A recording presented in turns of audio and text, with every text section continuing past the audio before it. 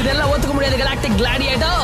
இங்க பாரு pen, alien எக்ஸா மாறதுக்கு உனக்கு இதுதான் சரியான நேரம். இது எனக்கு மட்டும் நான் தெரியாது நினைச்சிட்டு இருக்கியா? நான் என்ன மாட்டேன் சொல்றேன். நான் நினைச்ச மாதிரி என்ன நடக்குது இதுல? இதுல மட்டும் ஏலியன் எக்ஸ் தோத்து போச்சுன்னா இந்த மொத்த யூனிவர்ஸ் தோத்து போச்சுன்னு அர்த்தம். அதுவும் நிரந்தரமா.